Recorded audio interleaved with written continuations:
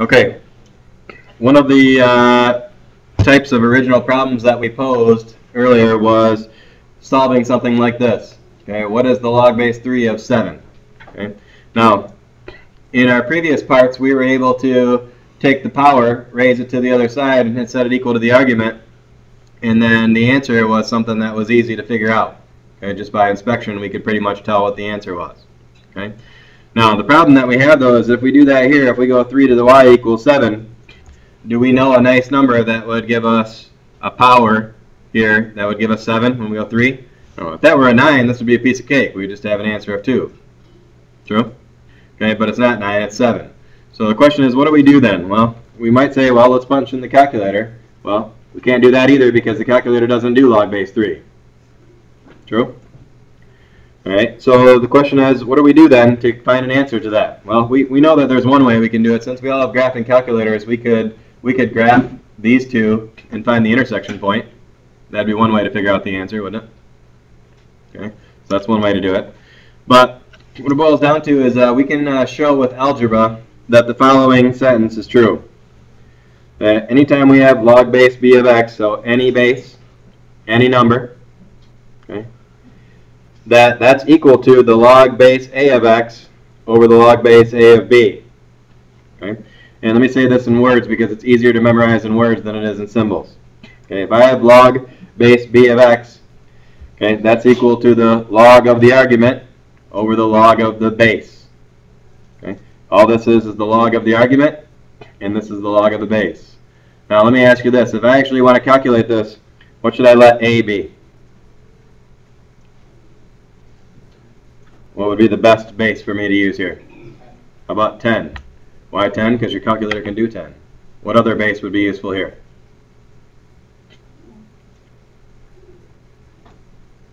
Any other bases that our calculators will do? What other logarithm button do we have in the calculator? Yeah, we have ln. We have the natural log. So wouldn't base e be a good base here to use? Okay. So in practice then, if I wanted to change this to this form and get an actual answer, I could literally write log of 7 over log of 3. Okay, or I could write ln of 7 over ln of 3. Either one of those is going to give me the same answer, and I'll illustrate by showing you that's the truth. If I do log 7 divided by log 3, I get my answer, which is 1.771.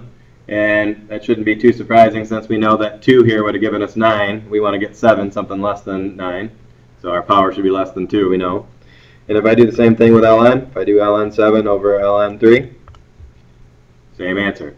So again, notice that it's an ambiguous base here. The base can be anything. Okay? So which would we use every time? Either log or ln. Now, personally, I would use ln. Anybody want to guess why? Why would I use this one over this one?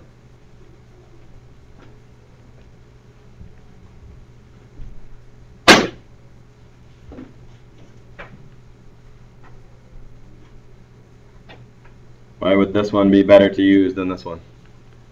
Okay. Because you can convert it to yeah, you could. Not really what I was thinking of. My answer, the reason why, is much easier than that. Well, like I said, you can use any. Either one of these is totally fine. They're both going to give you the same answer. But being a mathematician and liking shortcuts, why would I want to choose this one? Yep, exactly. So if I wrote ln every time, wouldn't I have to write one less letter every time? So again, does it matter which one we use? Absolutely not. So I use ln because I'm a mathematician and I like to write as little as possible. So I would use ln if it were me. So, but it totally doesn't matter. This lets us use any base. Okay. All right. Let's take a look at this one. Of course, with using our change of base situation, we could write this as ln of the argument over ln of the base and get an answer for it. So let's go ahead and do that. So if we do ln 10 divided by ln 3, we're going to get 2.096. Okay. Now, one of the things I want to illustrate though is that where does this magic formula come from? Why does that work? Okay. And I'm going to show you that next. Ultimately, remember our original problem here was this. And we're trying to figure out what y is. True? So if we rewrite this in the exponential form, it's going to look like that. True? Now, the way that we can solve this, if it's not solvable by inspection, is that we can take a logarithm of both sides. Okay, this is going to be the way that we're going to solve exponential equations always. Okay, what we want to do is get that exponent out of the exponent position by using a logarithm here. So what my rewrite is going to be is I'm going to do ln of 3 to the y equals ln 10. So I'm going to take the logarithm of both sides. And notice I said logarithm. It can be any base you want to. Okay, I'm going to use natural log because there's one less letter. You could use common log if you want to. It's up to you. Okay. And what that allows me to do by taking the logarithm of both sides, now this is a power, so where can it go? It can go out front.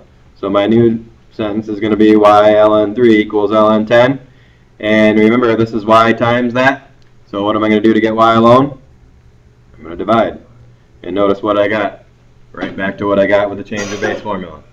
So again, it's not a magic formula. It just follows from doing this in general. If I did this with b and x right here, what would I wind up with? I'd wind up with ln x over ln b, wouldn't I? Okay. So that's where that change of base formula comes from. It comes from solving that exponential equation with logarithms. Okay. Questions so far?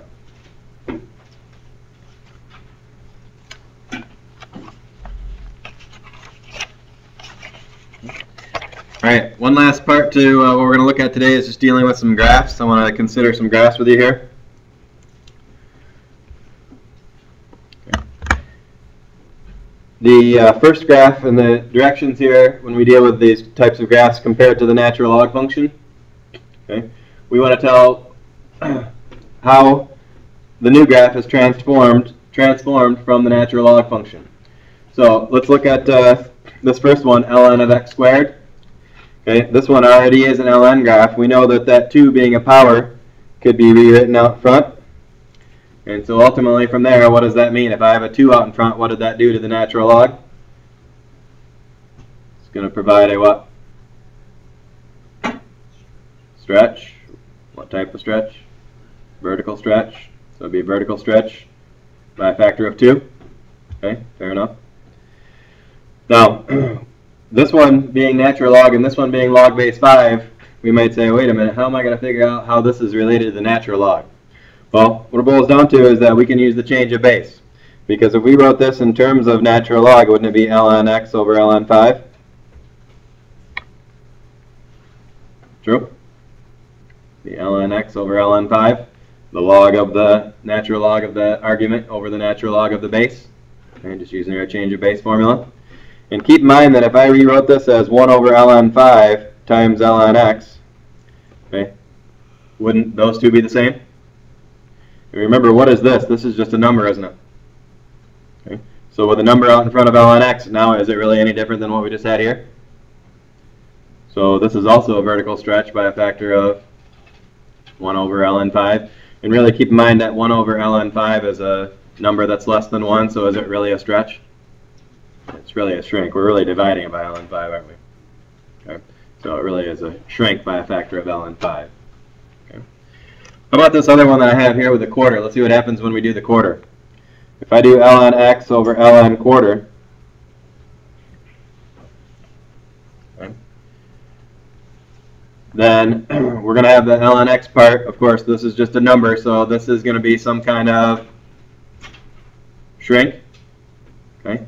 But I want you to see what the graph looks like of this and see there's something else that's going to happen here too, and we're going to talk about why here in just a second. If I were to graph that, ln x divided by ln of quarter, just going to put 0.25.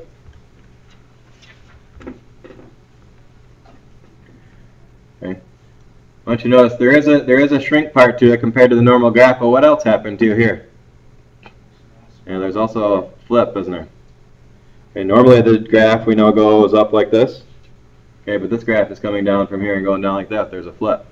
Okay, so what in here would indicate a flip? Well, watch the algebra on this. If I were to take ln of 1/4, okay, wouldn't that be the same as ln of 1 minus ln of 4? if I use my quotient rule. And ln of 1 we know is 0. True?